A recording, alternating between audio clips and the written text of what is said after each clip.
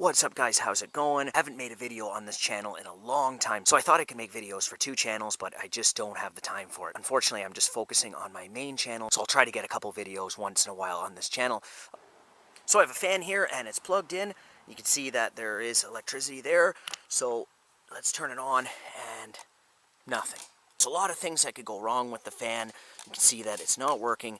Now, of course, the most common thing is that it needs lubricating. If I spin the fan here, you can see that it's turning, and so it's nothing to do with the lubricating of the motor. Now that's a really simple thing to do if you want to spend the time to fix the fan. I've got so many fans given to me where they just need to be oiled. Oiling the fan isn't really that difficult to do, but with this fan here, it's nothing to do with that. What I'm going to do is I'm going to pull it apart and I'm going to look inside. We're going to see if there's any physical damage. I never recommend doing any of these projects or any of these repairs when it comes to electricity. Play it safe. Go to an electrician, go to someone that's qualified, take a course, go to school, learn how to work around electricity before doing any of these projects. At least if you're going to try, then take it to someone that's qualified and let them inspect it before you plug it in.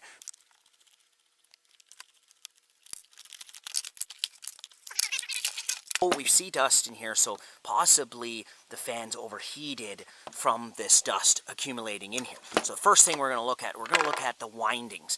And you can see here, these are the windings on the stator. So we're going to take a look at those, because a common thing will happen is the windings will actually burn out. They'll be black, they'll be overheated. So you can look in here and you can see that these look in really nice shape. So there is no overheating damage on the windings. It looks pretty good.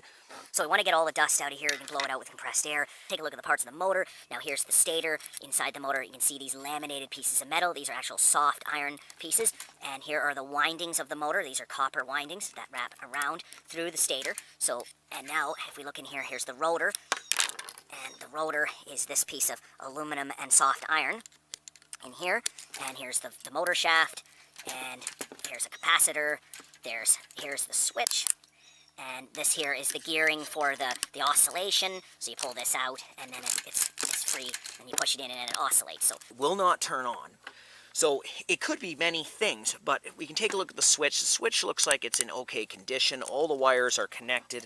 If we look in here, all the wires are connected. So I have an idea what's wrong with this motor before even touching it. Now, a lot of these motors here, what happens is the bearings just go dry and you have to oil them. So they basically stick and the motor will not start up. It'll just sit there and it'll be stuck. So an easy thing to do is to take the motor apart.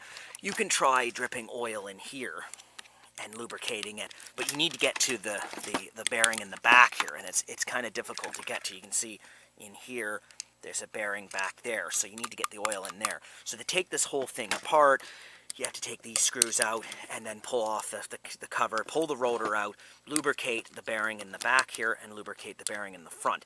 And then the motor will work again. But that's only if the motor is actually functioning. You can sort of feel it trying to work, but it's stuck.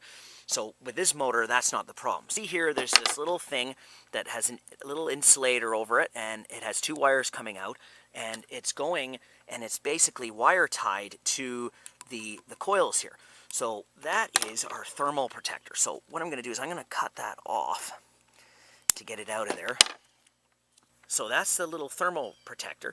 You can see right on there, it's 115 degrees Celsius. So what we're going to do is to see if this is the problem with this motor. I'm just going to pull the thermal protector out. What I'm going to do is I'm just going to attach the two wires. Basically, I'm just going to twist it like that. And then I'm going to hook this motor back up very carefully here. We're going to set it down, turn it this way. So I already have it on. So I'm going to plug it in now and see if the fan will turn on. And then that'll let me know if that's the thermal protector. Wow. Like I didn't already know that. But anyway. So it doesn't always mean that replacing this thermal protector will repair the motor. So if the thermal protector has tripped out and it has disconnected this circuit here, then basically the motor may have physical damage. The coils may be burned out somewhere and there may be a short. So it doesn't always mean that you can just replace this and the fan's going to be okay. You have to test it out, see if the motor has torque, and then if it doesn't, if the motor is weak or it just stops, it turns and stops, then the motor's basically garbage. There's No point in trying to repair these coils here, because it's way too much work unless you want to take it all apart and repair the burnt coil, but that's kind of ridiculous. Okay, so we determined that that's the problem. Very simple. So what we're going to have to do is we're going to have to unsolder this thermal protector.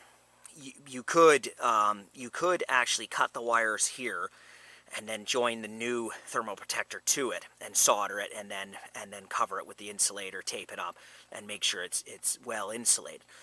Another option is to unsolder it off this board here. You can see there's one wire here, one wire here. Basically, you can just cut this off, take it into electronics supply store or whatever, and then match it up. So the only discouraging thing about making these repair videos is that some people may want to skip the part of replacing this, and then they're just going to run the fan without it. And what could happen is this fan could then overheat, get really, really hot, and it could catch on fire. So you do not ever do something like that. That's why that thermal protector's in there. So do not run the fan without that thermal protector. So this video is only for entertainment and educational purposes only, and I do not recommend doing any repairs to electrical devices. So that was just a quick diagnosis of a broken fan, and thank you for watching.